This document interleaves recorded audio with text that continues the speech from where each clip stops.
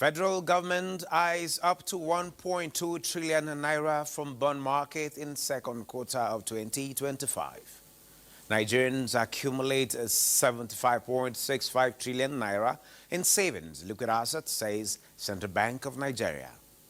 Oil falls 2% after sources say OPEC Plus tomorrow accelerating output. And Asia-Pacific markets mixed as Trump softens trade stance against China. The program is Business Express, reaching you from Abuja, Nigeria's capital. I am Benny Adams, your guide.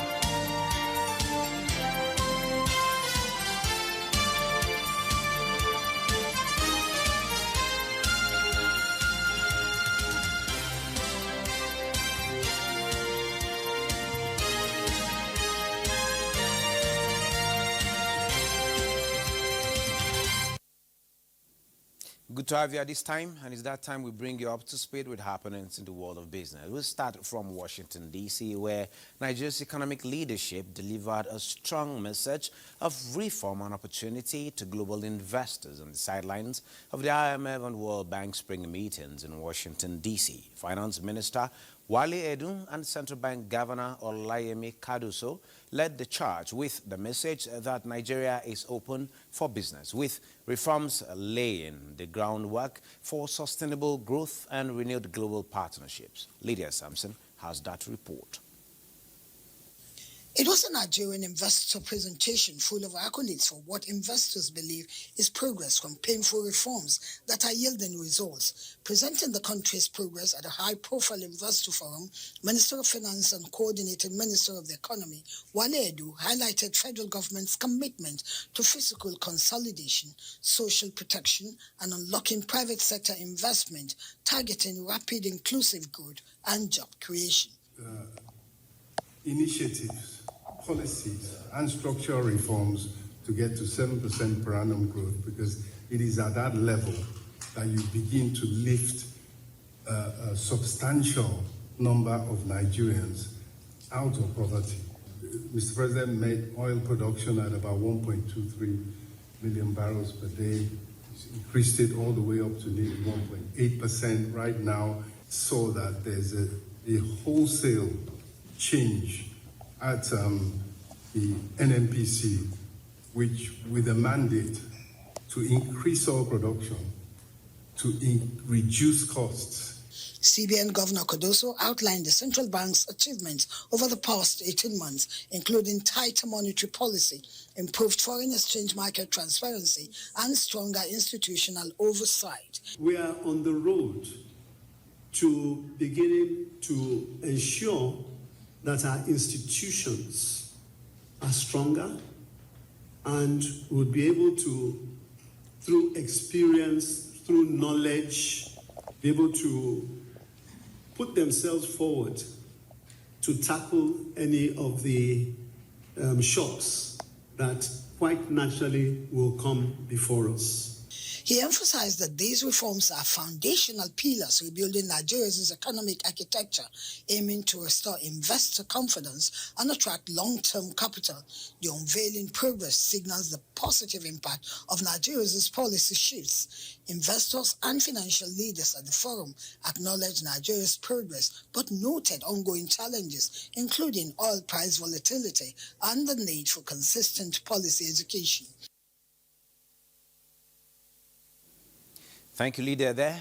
Now, the federal government of Nigeria plans to raise between 900 billion naira and 1.2 trillion through the domestic bond market in the second quarter of 2025, marking a significant reduction from the 1.8 trillion target set for the first quarter of the year. This is according to the FGN bond issuance calendar for quarter 2 2025, published by the Debt Management Office. The revised issuance volume comes as government continues to navigate a delicate fiscal environment marked by elevated inflation, weak oil receipts, and a record 13.8 trillion budget deficit, representing 3.87% of gross domestic product. Now, the Nigerian currency has rebounded slightly against the US dollar. Cheerful news there as the Nigerian official foreign exchange market. And at the close of trading on Wednesday, April 23rd, 2025, the naira was quoted at 1,603 to a dollar as against 1,606 the previous day. How much is the naira exchanging for other currencies? Let's take a look at that.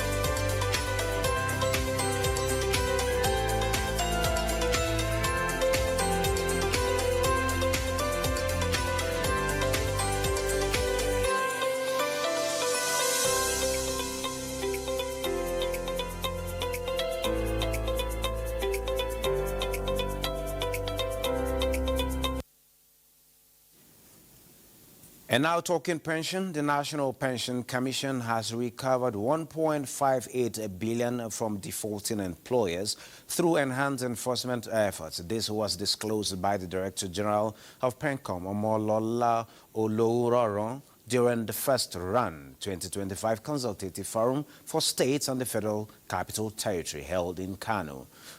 Oloworan said the recovery is part of the Commission's renewed drive to ensure compliance with the contributory pension scheme and to protect the rights of workers to their retirement savings. She noted that the increase in enforced had contributed to growing adoption of the CPS among states, with state remittances showing a notable improvement.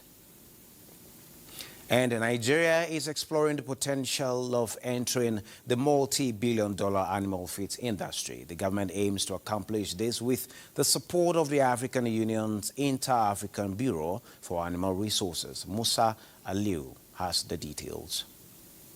Despite having the largest livestock population in sub-Saharan Africa, Nigeria's animal feed and fodder industry remains underdeveloped.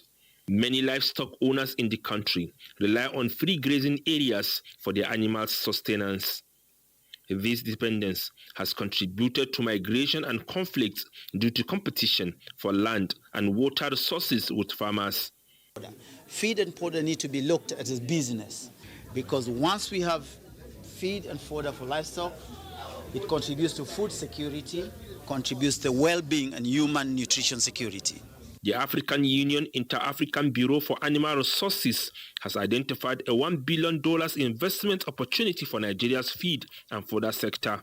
The project has worked with the International Livestock Research Institute, ILRI, to prepare the inventory and the balance sheet for the animal feed and fodder in Nigeria and the other countries. Besides that, we have developed the animal feed and fodder dashboard, which will be capturing the production and the availability of feed and fodder, and where there is a gap or a shortage, this will be captured by this system and dashboard. This conference, attended by relevant stakeholders, aims to analyze the animal feed business. The theme of the conference is harnessing food and fodder data for sustainable livestock sector development, resilience, and stability. Minister of Livestock Development, Idi Mukhtar Meha, emphasized Nigeria's potential to attract investment, enhance productivity, and strengthen the resilience of livestock farmers across the country. Feed and fodder industry that not only supports national food security, but also positions Nigeria as a livestock powerhouse in Africa. And there is no doubt about that. If you look at the mandate of the ministry, our resolve, the energy we have brought to this engagement today, our market size and geopolitical position, we will certainly become a powerhouse to be reckoned with. Reports indicate that this initiative is making a positive impact in Cameroon, Uganda, Kenya, Zimbabwe, and Somalia. Thank you, Musa Baba. Now, earlier on the program, Musa Abubakar had a chat on economic potential in animal feeds business with the president of Nigeria's Feed and Fodder multi-stakeholder platform, Professor Maikano Mohammed Adi. Musa, you can take it from here. Speak on the economic benefits of animal feeds business in Nigeria is the president of Nigeria's Feed and Fodder multi-stakeholder platform, Professor Mekano Muhammad Ari. You're welcome to Business Express.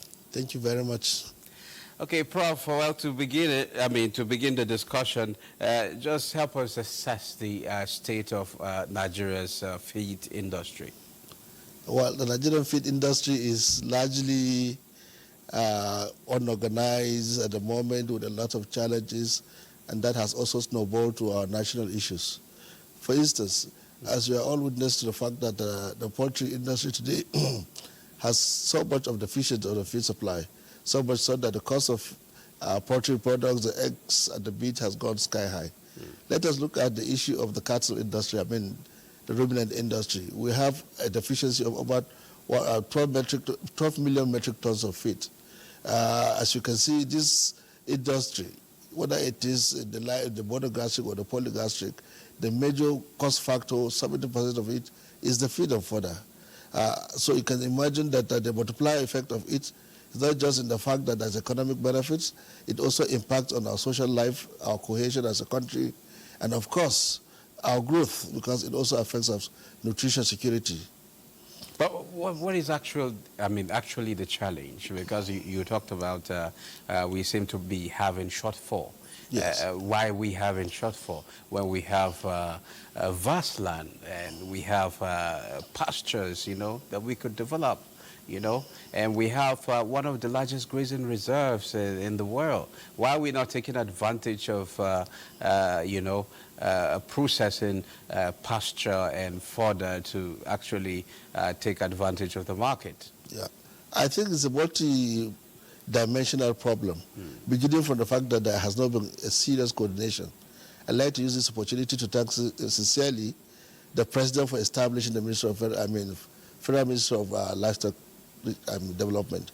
Let's look at it from the perspective of the fact that the common Nigerian farmer has benefited in many respects from a lot of interventions from government, financial and otherwise. The one that grows cereals, the one that grows what about the one that grows grasses? He has largely no person to support him with technology, with funding, with every other kind of support that will promote the industry to grow into a business venture.